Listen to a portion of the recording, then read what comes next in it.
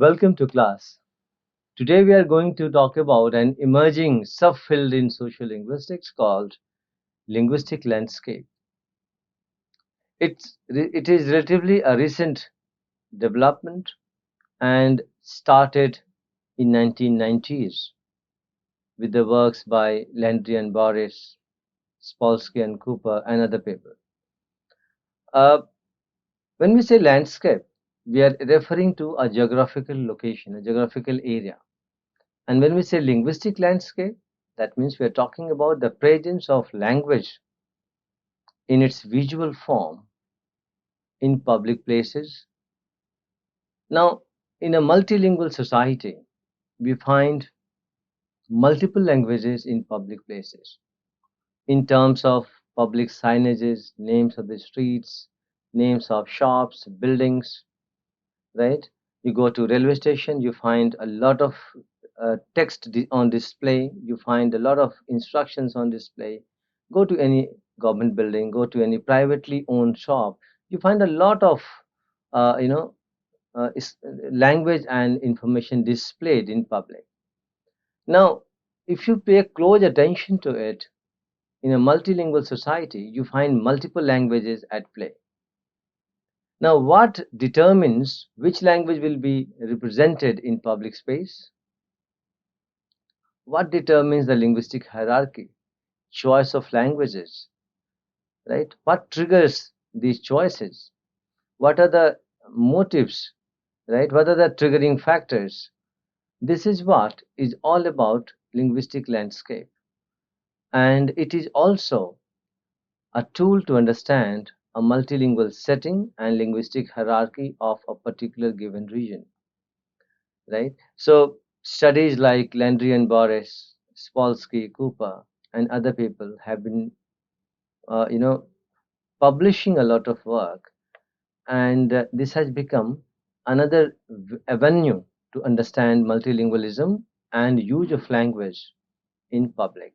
So today we are going to talk about linguistic landscape and subsequent developments in the field and how it is emerging as a popular and significant subfield in social linguistics. Uh, the language, how linguistic landscape is defined, and the early definition comes from, structure definition comes from Landry and Boris, 1997. And what they say? I quote from there. The language of public road signs, advertising, billboards, street names, place names, commercial shop signs, and public signs on government buildings combine to form the linguistic landscape of a given territory, region, or urban agglomeration. Landry and Boris, 1997. So all sorts of sites, all sorts of places where we see representation of language, and where we see language in use. So it may be a public building, it may be names and signages of the roads, of the buildings, of the coffee shops, other shops, uh, you know, set of instructions issued in public places, names of the streets, all kinds of billboards and advertisement that you find in public space, on roadsides, on highways, other places. So they all together combine and form a linguistic landscape, a site for language use visibly present in public space. This is what Landry and Boris, 1997, talk about, and this is how they define it. So the important characteristic of linguistic landscape is that it comprised of both public and private signs. So it's not necessarily government buildings and street names only, but also public, privately owned shops, right? Or privately owned any space and site where you see the language used. So basically, the physical presence of language in terms of notations and signs and names, be it a public space, be it a privately owned building, shop, and other things in the public space. It together it's a composite thing, so combines together the whole linguistic landscape. The signs issued by public authorities like government, municipalities, public agencies on one hand, and signs used by individuals, associations, or firms acting more or less autonomously in the limits authorized by official regulations. So, all places where you are able to see the use of language. We'll come to the Indian experience and Indian examples, but everywhere, wherever you see the use of language in terms of a billboard, uh, you know, a signage, a road name, a street name, a building name, shop name. So, how language is visible in these spaces? How many languages are visible in such spaces? Right? Do we have a hierarchy of representation of these languages?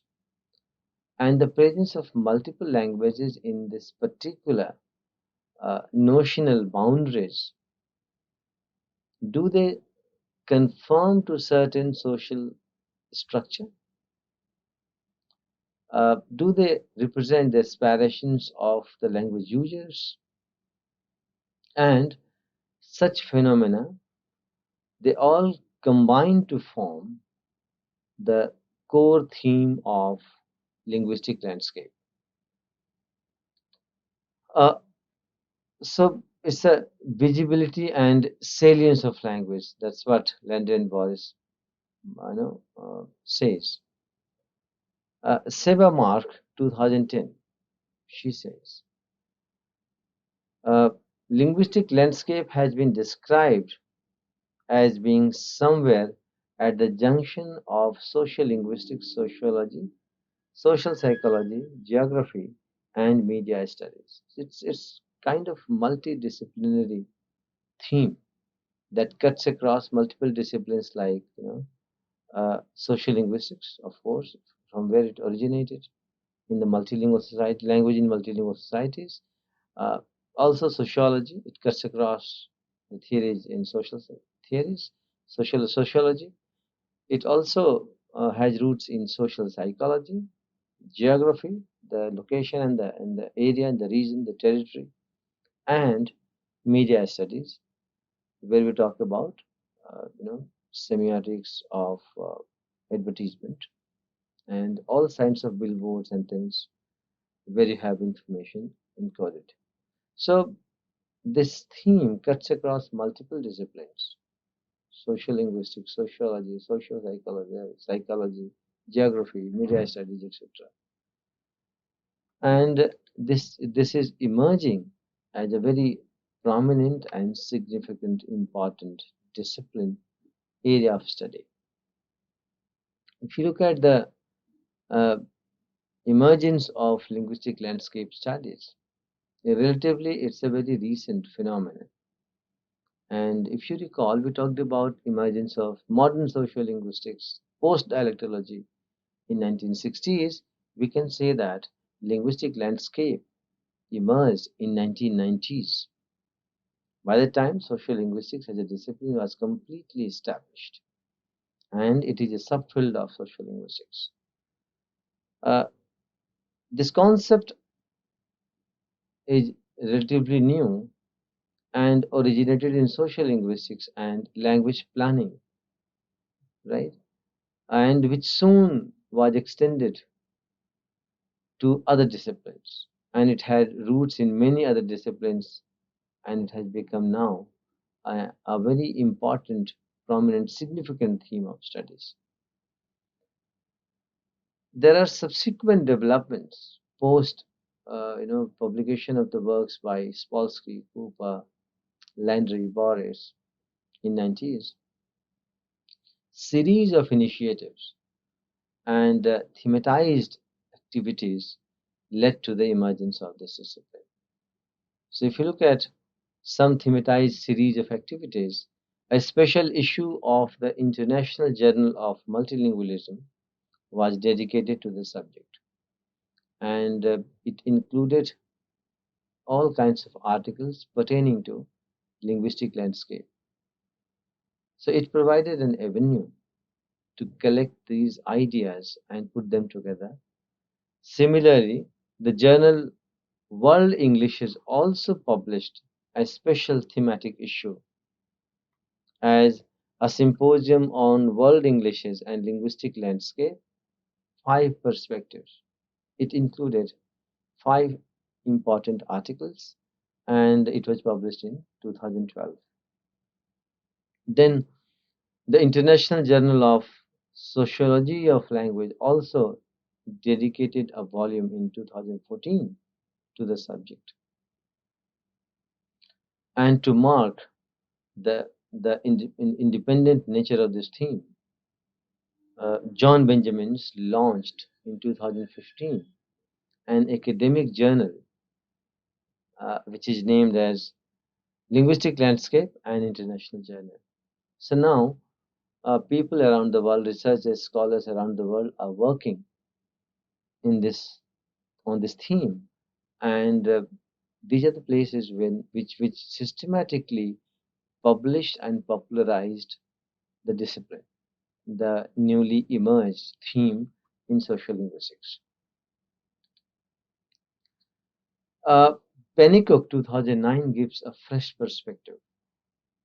So, unlike Spalsky, Cooper, Landry, and Barres, he gives a fresh perspective in understanding linguistic landscape and says, I quote from Pennycook 2009, page 309. He says, a far more dynamic account of space, text, and interaction is needed in linguistic landscape studies. Readers and writers are part of the fluid urban semiotic space and produce meaning as they move, write, read, and travel. So he uses a fresh perspective to understanding the linguistic landscape theme. Now, what are the contributing factors and disciplines in emergence of linguistic landscape as a new area of studies? So disciplines like urban social linguistics and use of language, discipline of concepts like urban studies and cultural geography, discourse studies, social semiotics, globalization for that matter, and a rapid movement of transnational flow of people, product, and resources and information. Of course, language planning and policy also contributed in development of this phenomenon.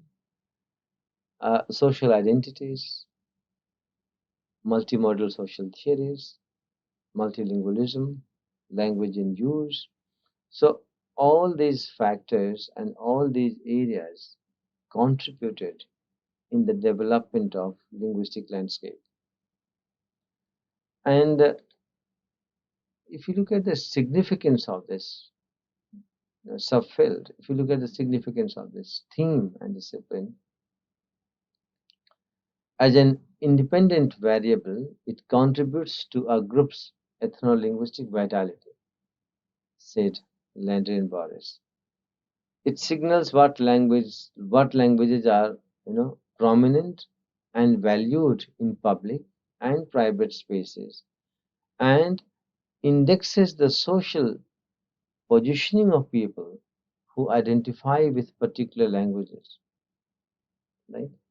So it talks about, if you look at the presence of language in this public space, it symbolizes, it represents a number of issues and factors. It talks about the cultural harmony, history of the place. It also unravels the layers of politics of language. It also represents linguistic hierarchy, which language is preferred over which language, right? It talks about the prestige value assigned to language in use in public space. So language A gets prominence over language B in writing and orthographic representation in public space. Uh, it also represents aspiration of people and their political goals, right? So the social hierarchy is represented in linguistic hierarchy in terms of presence of language in the public space. It talks about linguistic inclusion and exclusion, what languages are included to be represented in public space and what languages are excluded even if you have speakers in the same territory. The language may not be represented in public signages, right? And this is not a coincidence, but it has got a linguistic hierarchy, prestige value, and a whole set of language politics. It talks about collective identities of people and speakers who use this language in that particular territory. So linguistic landscape not simply is the study of billboards and signboards and the representation of language in public spaces, but it has got a whole a wide range of issues, and it's in a very subtle way it represents a lot of socio-linguistic factors used implied in this language use in public space. You might have seen, you might have traveled in Indian Railway, and you might have seen at least three languages on railway stations, uh, name of the railway stations for that matter, the signages, uh, instructions placed on platforms, and also inside the train. You might have seen some instructions, some notices, some set of rules published on the on and pasted on the walls of the train. And you have noticed it's not in just one language; it's in many languages. And if you look at the station, railway station, and if you pay attention to the name of the station, usually it has three languages present there. Now recall the language policy, official language policy. Now recall the three language formula, right? You might have seen, uh, you know, a busy bazaar in in societies, Indian markets. Look at the signages and boards in market in the area around you. Go to your own market and see. Overwhelmingly, you will find English signages and names of the shops, uh, anglicized names. Even if script is different, you will find anglicized names. Uh, Majority of the shops will have English component, will have English language present in their signage.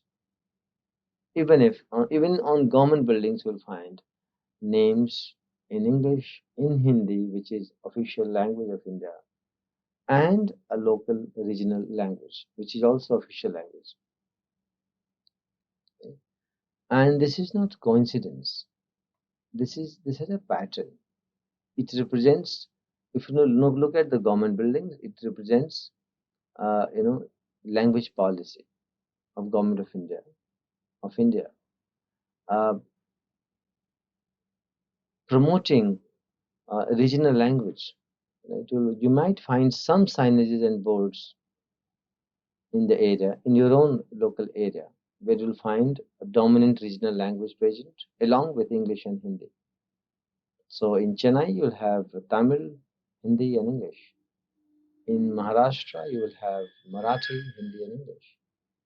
In Kolkata or in Bengal, you'll have Bangla, Hindi, and English. In Punjab, you'll have Punjabi, Hindi, and English. In UP, Uttar Pradesh, you'll find, uh, because Urdu is also official language of UP, you'll find Urdu, Hindi, and English. Go to Lucknow for that matter. In Bihar also, similar case. So even if his scripts are different, right? Uh, there are three languages in Delhi, for that matter. You find four languages in public signages and government buildings, government streets and roads. You'll have Gurumukhi script, Punjabi. You'll have Urdu. You'll have Hindi and English, and it's very significant.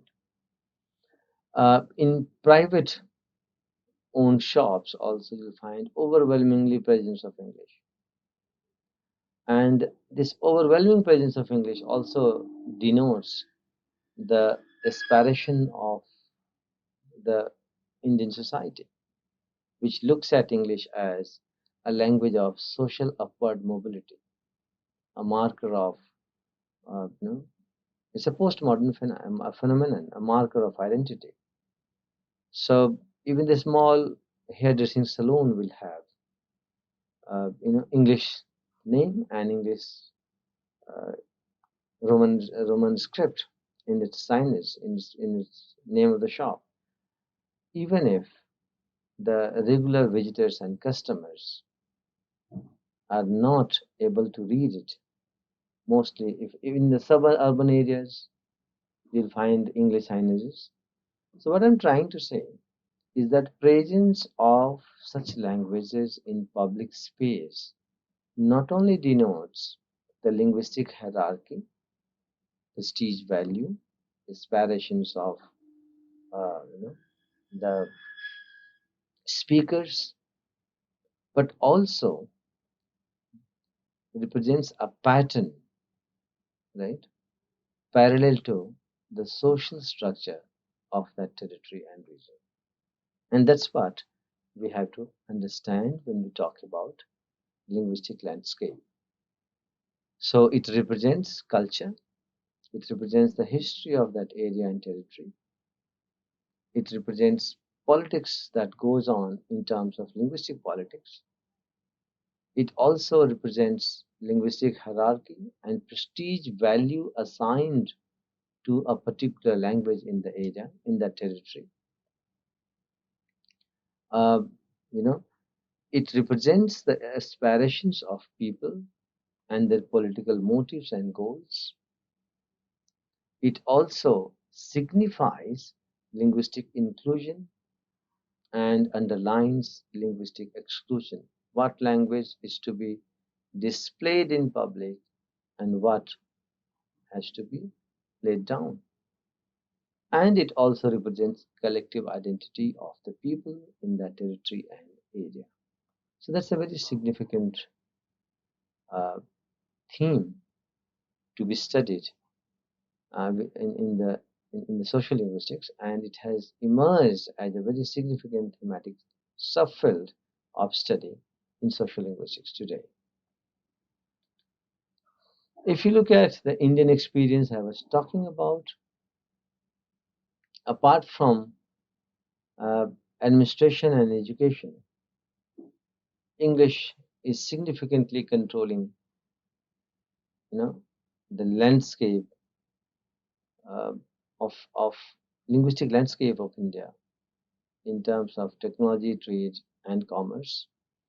The creative imaginations and popular culture are no exceptions, as English captures a sizable space encoding socio-cultural expressions. Uh, because as we all know, India is a multilingual country, a society, and hundreds of languages are spoken.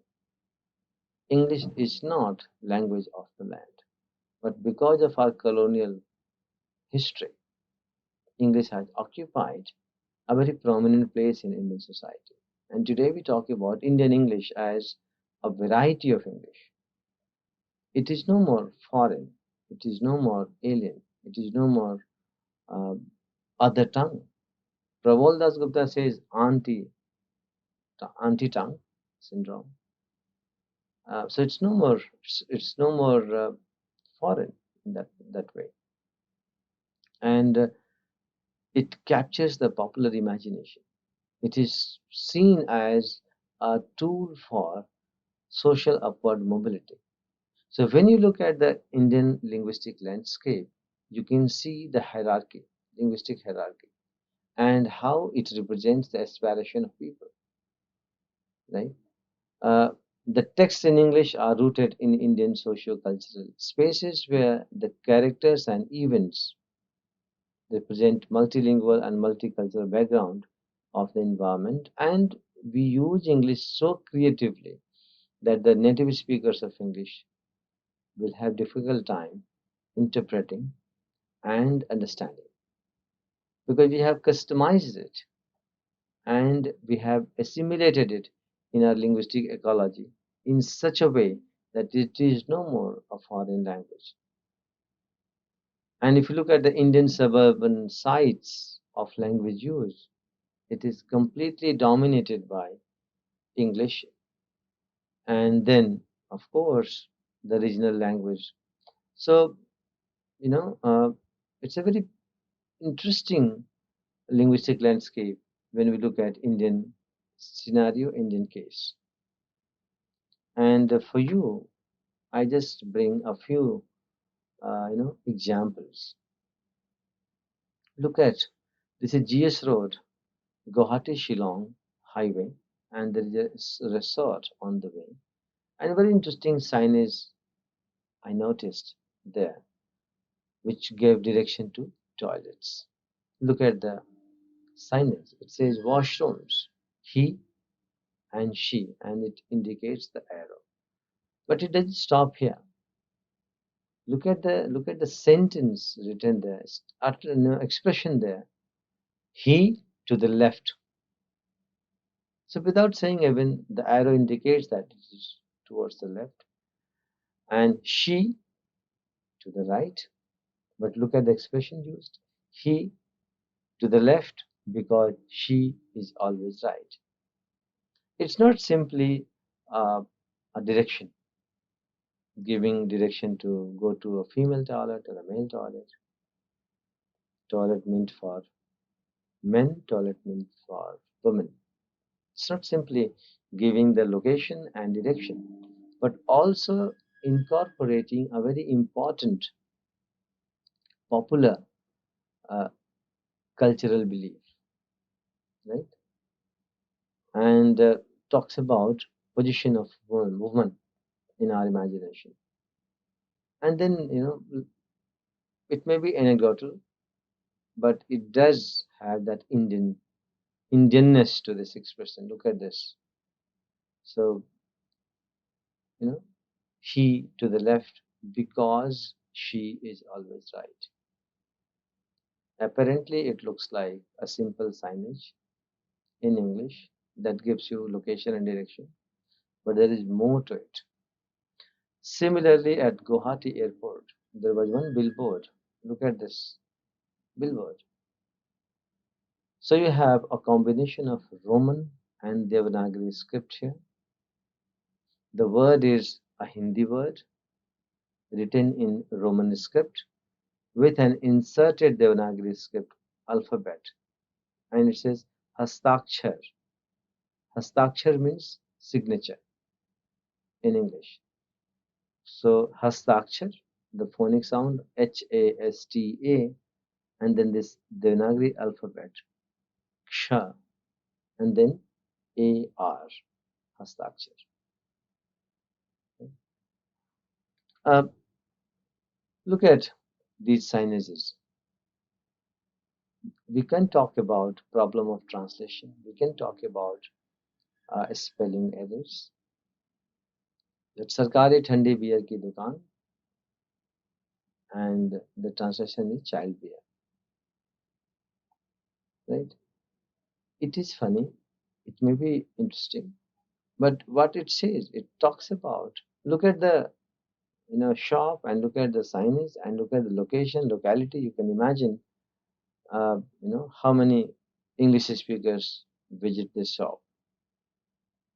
but it captures the aspiration of the people in the area. This is what I was talking about in terms of compliance of the language policy and planning in India. Look at the signages all over railway stations, and you'll find the trilingual or four languages signages all over in whatever part of the country you travel. Delhi Sadar Bazaar, for that matter, railway station. So Hindi at the top, then you have English, then you have Gurumukhi script, Punjabi, and Urdu. These are four official languages of Delhi. Look at Chennai Central, Tamil, Hindi, and English. Right. This is the exit of New Delhi railway station. And if you look at the signages and boards, you find overwhelmingly presence of English. And if you look at the locality and the place and the potential visitors of the place, right? Majority of the visitors of such places will not be able to read what is there on the board, right? But it captures the aspiration of the people, the popular imagination and inspiration. So English symbolizes that, and you'll find presence of English all over. You go to your own local market, and you'll find such phenomena present there. And this is very important. It looks simple, but it implies a lot of social, geographical, and other cultural aspects to it.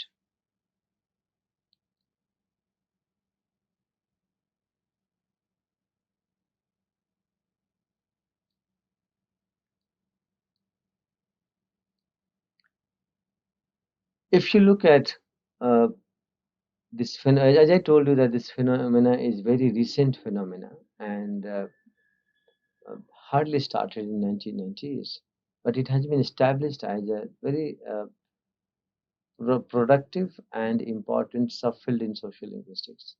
Some significant publications in this area.